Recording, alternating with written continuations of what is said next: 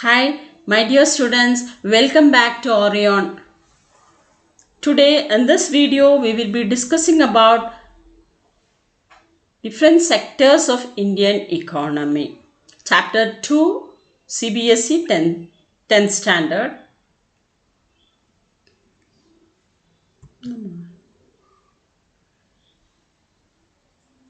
So first of all, you should know what are economic activities. Economic activities are the activities performed by people to earn money or income.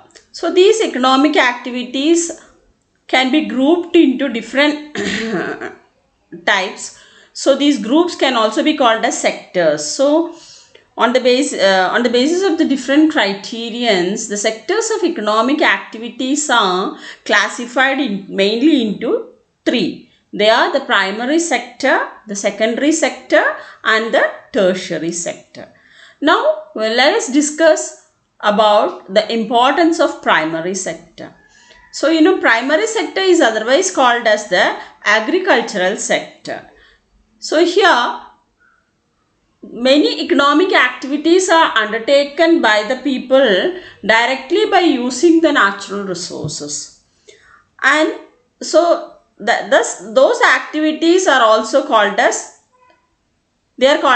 primary activities, or they are a part of the primary sector. So this sector is also called as agriculture and nature related sector. For example, let us take farming. A cultivator cultivates cotton using the natural factors. So what are the factors necessary for cotton cultivation? We need soil, good climatic condition, rainfall, etc. So the many natural factors are deciding the cultivation of cotton. So cotton is purely a product produced by using natural forces.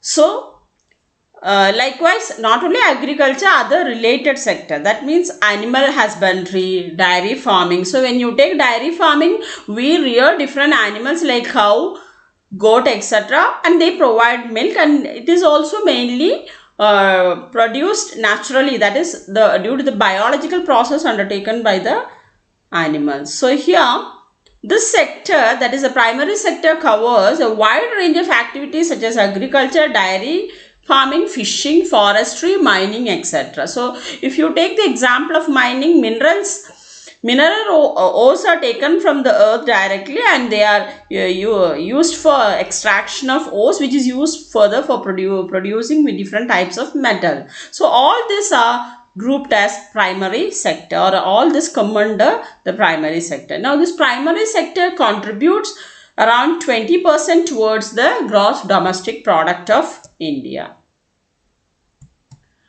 So now you can see the pictures, that is the cultivation or agriculture is the main activity related to primary sector. Now the second sector is called as the industrial sector or the secondary sector.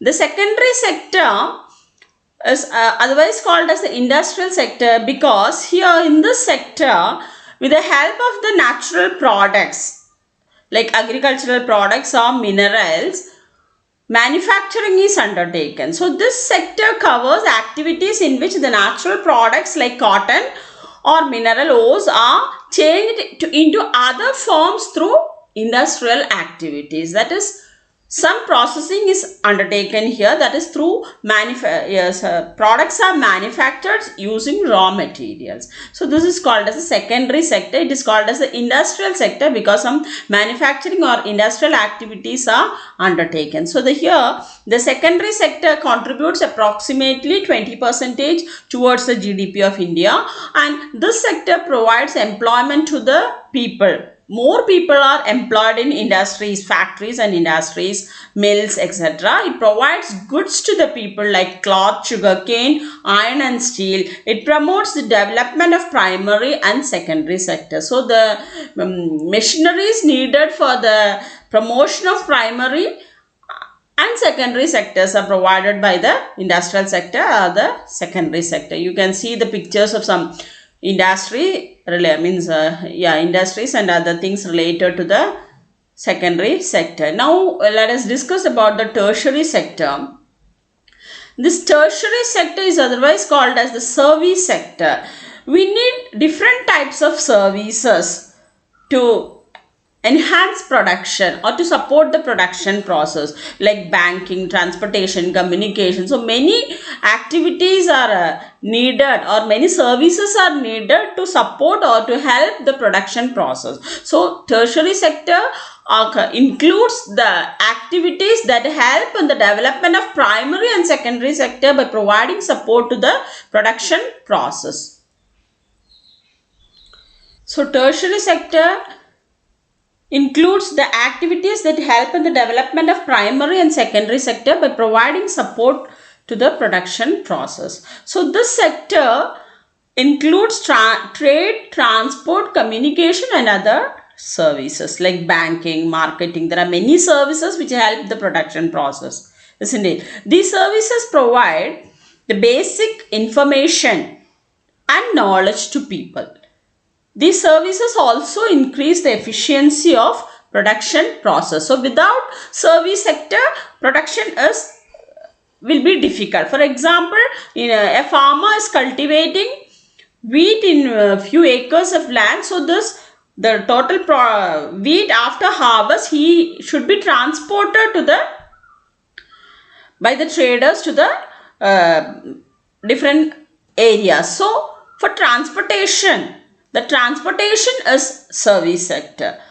And again, the excess products produced by the farmer should be stored and also it should be marketed. So all these facilities, storing and marketing facilities, all these are part of the service sector. So without service sector, agricultural and industrial sector cannot develop. So services also increase the efficiency of the production process.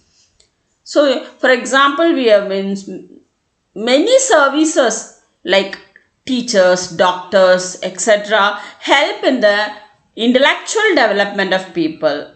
Now, so we have classified, or we have seen a brief information about the three sectors of economy, that is the primary sector, secondary sector and the tertiary sector. Now these three sectors are also interdependent and interrelated. Each sector needs the help of the other sector. So here let us take the same example. A cotton cultivator, he sells his cotton to the mill owners. The mill owners turns that cotton as cloth and they sells it to the traders. So here the agriculture is depending on industry. Industry is further depending on the tertiary sector, that is the service sector. Okay. Now let us see the another classification of sectors, that is on the basis of ownership of resources or ownership of the production. That is, who owns production. On the basis of that ownership, again we can divide the sectors, or we can divide the enterprises into two types. That is private sector enterprises and public sector. So, India is following a mixed economic system soon after the independence. So, mixed economic system needs the coexistence of both private and public sector. So, what is a private sector enterprise? The private sector enterprise are owned by and run fully by private individuals or a group of individuals, and the aim is making huge profit or maximum profit. Profit maximization is the aim of private sectors. Now, the ownership of assets and the delivery of services is fully in the hands of private individuals or private companies. Okay, so this sector provides mainly consumer goods to the people. So there are, for example, we can say TISCO. What is TISCO? Tata Iron and Steel Company and Reliance Industries Limited. So private sector industries are also very much important for the development, industrial development of the country. So because of the coexistence of these two sectors. So that is about the private sector. Now children, let us see what do you mean by public sector. We know that in a mixed economic system, public sector plays an important role, especially in a developing country like India. So public sectors are fully owned and run by the government. And what will be the aim of the government then? The main aim is welfare of the people, maximum welfare to the people. Welfare means provide benefits to the people. So here under private sector, the government, that is the central government and the state government, owns most of the assets and provides all the services. So here all the basic services like education, health, etc. are provided by the government in developed and developing countries.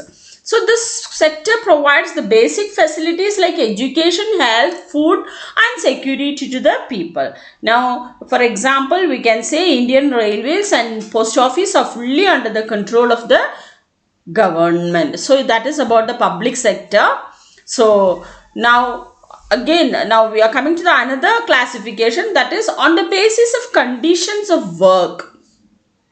So on the basis of conditions of work, we can divide the sectors again into organized sectors and unorganized sectors. So what are organized sectors? All firms or enterprises which are either registered or come under any relevant government act like Factory Act or Minimum Wages Act, they are called as organized sector. It is fully under the control of the government, fully under the, for which they should follow the rules and regulations of the government. So here this sector is registered by the government and rules and regulations are given to the employees. There are certain set of rules and regulations which the employee should obey, and here the employees, the workers are having job security. They have safe and secure conditions for working. The terms of employment are regular, and also the workers, the employees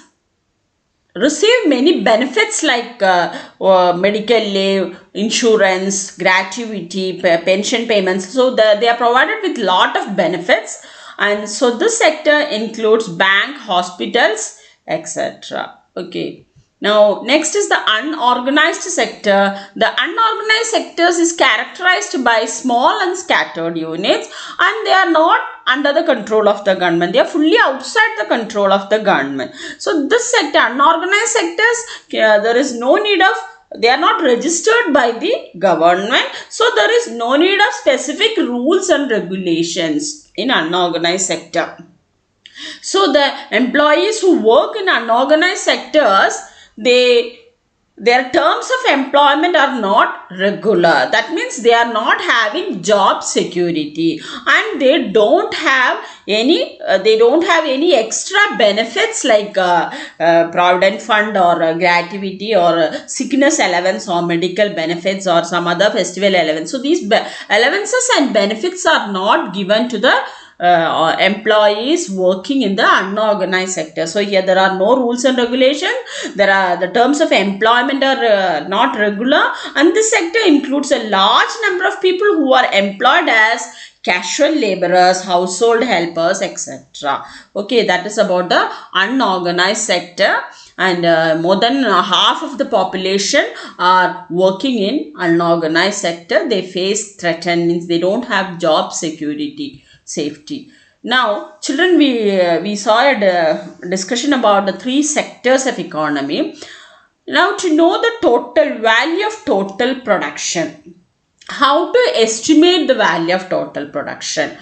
So here the value of total production is called as GDP, that is the gross domestic product. That is the value of all the goods and services produced in a country in a particular year. Now here we should have an idea how to count goods and services. Can we count the products as it is, that is the number of tables, chairs or computers or TV sets? Can we count all in their numbers? No, it is not possible. So here, to count goods and services, many economists have suggested that we have to take into account the value of goods and services. So here, the value of the goods and services are expressed in terms of money. That is, price is the value of goods and services. So to know the total production in any one of the three sectors or the three sectors, we have to count the goods and services. That means here we are counting the value of goods and services produced in that sector in that particular financial year. So here, while calculating the value, so now we understood that we have to calculate the value of total goods and services produced in a country in a year to know the GDP. So here, the problem arises how to calculate these values. So we have to keep in our mind certain points, that is, certain precautions should be taken while estimating total production. Here, first thing is, we have to count only the value of final goods and services. Okay, that means the value of intermediate goods and services are not considered in the estimation of GDP. This I will explain with a small example. Let us take a wheat cultivator. Okay, a farmer who produces wheat, he has sold the wheat to a mill owner, means an owner who produces wheat flour. So he is selling, the wheat is sold per kg for rupees 8 to the mill owner, and the mill owner converts that or produces wheat flour using that wheat, and that wheat flour is sold to the manufacturing sectors or the food biscuit sellers or manufacturing sectors for rupees 10 per kg. Now the biscuit company produces with that per 1 kg of wheat, they produces 4 packets of biscuits, and this biscuit company is selling this 4 packets of biscuit for rupees 60. For rupees 60, that is each rupees 15. So here, when you take the wheat, the whole wheat, the wheat flour and the biscuits, the final good is the biscuits. So the biscuit, the 4 packets of biscuit is reaching the market and it is sold to the consumer. So here we have to consider, we have to take into account the value of the final product, that is the biscuit value. That is the price of the biscuit, that is the total rupees 60 should be counted. So here, the value of wheat and wheat flour should be excluded. We should not add into. If we add the value of wheat and also wheat flour, means it will create problem because it will cause a double counting. We should not be if you add the value of the intermediary goods, it will create the problem of double counting. So here, in our example, the wheat and the wheat flour are intermediate goods. So the here intermediate goods are the goods which help in further production. So here, while estimating the total production, that is the value of total production, we have to take into account only the value of the final good and services. So here the value of final goods and services only should be taken, and the value of final goods and services already includes the value of the intermediate goods. So to avoid double counting, we take into consideration, and that is the GDP. Now let us see what are the steps involved in the estimation of GDP. As you know that GDP is gross domestic product. Okay, total domestic product. So first, the total production of each sector is calculated by adding the values of the final goods and services produced in that sector in a year. Then the production of all the three sectors is added, the sum of which is called as gross domestic product, and this work is done in India. It is undertaken by the central government with the help of various government departments and also the state government. Okay, so it is a very tough task, or it is a Himalayan task for this calculation of GDP. So it is done by the central government. And so the production of all the three sectors is added finally, and every financial year they are adding that value, and they are calculating the gross domestic product. Now look at this graph, children. Primary, secondary and tertiary sectors in India. This is graph, first graph. That is, this graph shows the gross domestic product by primary, secondary and tertiary sector for the given 2 years are given here, 1970 to 71 and 2010 to 11. So when you see this graph, you can see the changes that has taken place, that is the growth that has taken place within that 40 years. So here by 2010 to 11, there is a tremendous increase in the contribution of the three sectors, but the more increase is shown by the tertiary sector. Okay, so now in this graph also shows the sectors, share of sectors in GDP. What is the share of sectors in GDP? That is percentage share of sectors in GDP. This is also, the year is 1970. A comparison is made between 1971 and 2010 to 11. From this graph also we can understand that the share of the percentage share of GDP, when you compare the three sectors, the tertiary sector has contributed more, isn't it? So you can see that that violet color is tertiary sector and yellow color is secondary sector and primary sector. So here the contribution of primary sector was more during the year 1970 to 71, but as years passed, by 2010 to 11, the contribution of tertiary sectors has increased. So the share of tertiary sector to the total production is comparatively high. Now this graph shows the share of sectors in employment. Children, it is very clear that even though the share of tertiary sector to the GDP is high, but when you take the share of employment, here still the primary sector has shown an increasing share in providing employment to the people of our country. Okay, what could be the reason? More number of people are engaged in agriculture and other allied activities. Even though the service sector is developing fastly, still many people are, more than half of the population in India are engaged in agricultural activities. So agriculture is the more employment providing sector still in developing countries like India. So here this graph shows that the primary sector has contributed more to the employment. Now, even though the primary sector is important, but in this age of technological advancement, the tertiary sector has become more important. And let us see some of the points why the tertiary sector has gained so much importance. Okay, so here, first of all, in developing countries like India, all the services that are needed for the day-to-day living, we call it as basic services, are under the responsibility of the government of India. That is, the government is responsible to provide all the basic services like education, health, etc. So here tertiary sector provides support to the services like transportation, communication, banking, etc. to both primary as well as secondary sectors. Now, the share of secondary sector in GDP is rising very fast. The share of tertiary sector in 1970 to 71 was only 30%, whereas it has risen to more than 50% in 2019 to 20. Then the share of tertiary sector in providing employment is also on the rise.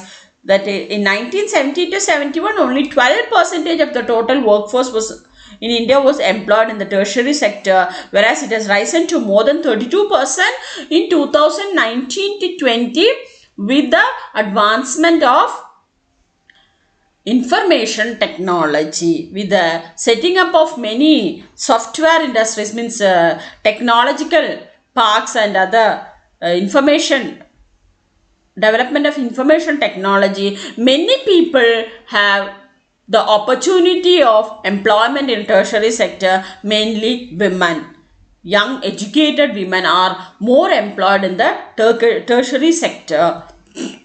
So as income level rises, certain sections of people started demanding many more services like tourism, shopping, private hospitals, private schools, and professional training centers. As the consumption level increases, the people are the level of income also increases, the consumption level also increases. The standard of living increases. When the standard of living increases, people wanted more services. They prefer, their desire increases, so they prefer services like tourism, going means eating out, means they visit shopping malls, restaurants, etc. And also people prefer private hospitals and private schools, because there is a concept that they are providing better services than compared to public sector. So here professional training centers, also like mainly the coaching centers, job coaching centers, then medical and entrance coaching, engineering entrance coaching centers. So people are spending more income for their improving their skill and knowledge. Okay, so as the income level increases, people are spending more money for increasing their skill and knowledge. So there is they need more services. So the importance of tertiary sector is rapidly increasing. So over the past decade or so, certain new services, that is information and communication technology, have become important and essential. And finally, due to globalization, people have become aware of new services and activities. The internet has really helped communication, and so communication has gained more importance. And so tertiary sector has become very important due to the development of information and communication technology. Now, even though the three sectors have contributed more to the employment or to the GDP, still there are many people in India who face the evil effects of unemployment. There are many challenges facing developing countries like India, and the main challenge or the main problem is unemployment. Still many people are unemployed. There is rural unemployment, there is urban unemployment, and so there are different types of unemployment, and there are many causes for the unemployment. Now let us see in our chapter the different three types of unemployment found in India related to the sectors. That is, for the first one is disguised unemployment. Children, do you know what is unemployment? Can you give me a definition of unemployment? The people, what do you mean by unemployed or unemployment? It is a situation when the people who are having the eligibility to work, who have the skill to work, who are having the willingness to work, but they are not provided with work, or they don't get the opportunities for work. So that condition is called as unemployment, and further unemployment will lead to poverty and starvation. Okay, so here what is disguised unemployment? It is a situation where there are more people employed in an activity than necessary. So even if a few people are moved out, production will not be affected. Let me tell a small example. Let us take a cultivator named Lakshmi. She is the owner of 2 acres of land, but she is not very rich. So her family members, she and her family members are undertaking the cultivation work. So here their contribution towards the agriculture is divided among the members of her family. So totally there are 6 members in her family, and if 2 members come out of that work also, there is no much difference in the total product produced by that farmer, that is from that 2 acres of land. So here more people are engaged, excess people are engaged in agricultural activities. So they are what happened, because what is the effect of this? Excess members are doing this, dividing the same work, their wages will decrease, or the total wages will be divided, and they are not gainfully employed. So even if a few people are moved out of production, or they are removed out, the production will not be affected, the output will not be affected, the output will be same. So here what do you understand, children? These people, so a group of people are not able to use even their full potential, they are not getting the opportunity. So such a type of employment is called as disguised unemployment or hidden unemployment. They are employed for namesake, but they are not gainfully employed. They don't get enough wages or monetary benefits. Now the next one is seasonal unemployment.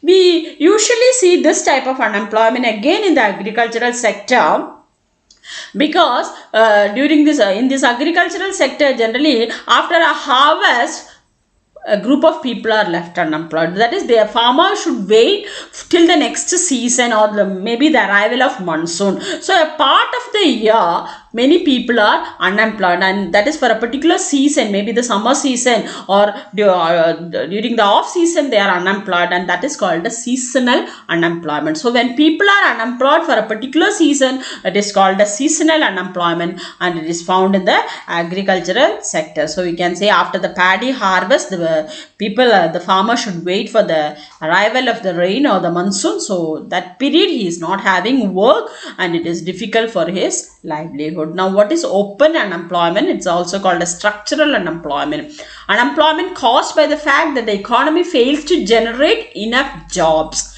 So here the economy or the economic system fails to generate enough jobs, and that is called as open unemployment. It is mainly found in underdeveloped countries. So in underdeveloped countries, there is no funds or lack of funds on behalf of the government. They are not able to start developmental works or developmental projects to create job opportunities. Maybe like public works department, construction of roads, construction of irrigational canals, etc. might create job opportunities. So here the economic system fails to generate such projects or such works to create job opportunities, and many are left unemployed. Okay, so such an unemployment is called as open unemployment. So to remove the unemployment, what are the measures taken by the government of India? You know, the government of India has started many projects and measures to remove unemployment. There are various schemes introduced by the government of India to help the unemployed people. Okay, so, and the most important is an act introduced by the government, that is National Rural Employment Guarantee Act. Actually, it was introduced in the year 2005, and it was actually it was the idea of Mahatma Gandhi to provide employment to the rural sector or to the village people. So this is also called as MGNREGA, or Mahatma Gandhi National Rural Employment Guarantee Scheme. So this act was passed in 2005. Now what are the objectives of this scheme, children? To provide livelihood to people below the poverty line. That is, people below the poverty line means the people who are not able to fulfill their basic needs like food, clothing and shelter. So to provide livelihood to people below the poverty line, this scheme guarantees 100 days of wage employment in a year to every rural household in the country, and this is done with the help of Grama Panchayat at the local levels, means local level. So here Grama Panchayat, what does it do? It gives or it issues job cards to registered household. Their name should be registered in the panchayats, or he should be a member of the Grama Sabha. And so this Grama Panchayat issue job cards to such registered household, and this scheme, this NREGA scheme mainly helps SC/ST and the poor women who suffer from poverty. So this scheme targets SC/ST and the poor women who suffer from poverty, and this scheme is working very successfully, and most of the rural women are getting benefited by this scheme. So they are able to at least get 100 days of wage employment. So we already discussed about the unorganized sector, isn't it? So we knew that unorganized sector also, the people are not in a better position. That is, they don't have job security, they don't have safe conditions of work, the employers are not following the rules and regulation, they face threat that they can be terminated or they can be ousted out at any time. So they are not getting any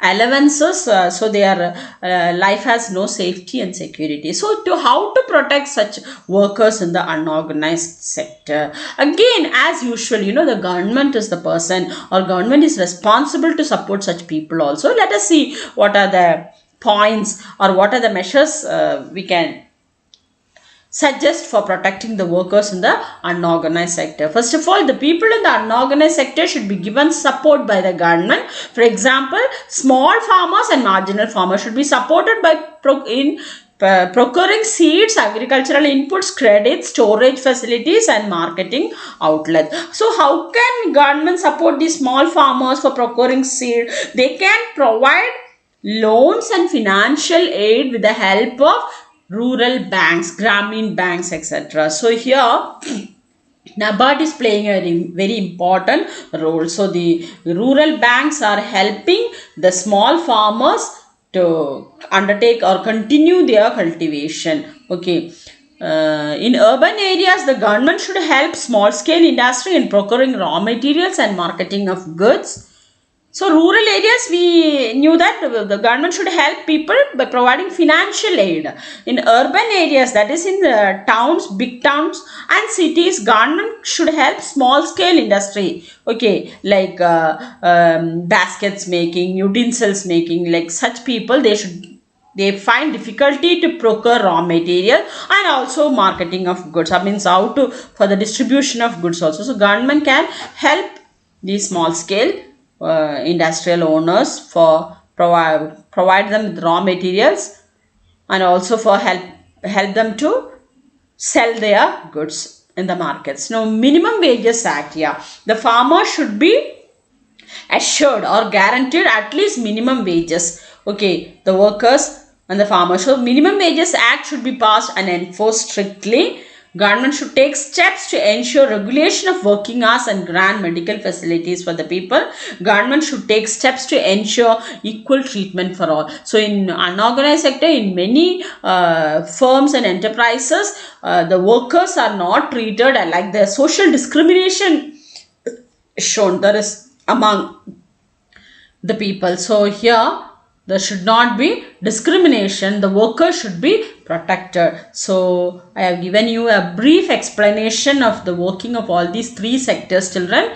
Please go through this. Also this flow chart will be helpful for you. It consists of some important points, and if you get any doubts, you can just show it in the comment box. Okay children, thank you.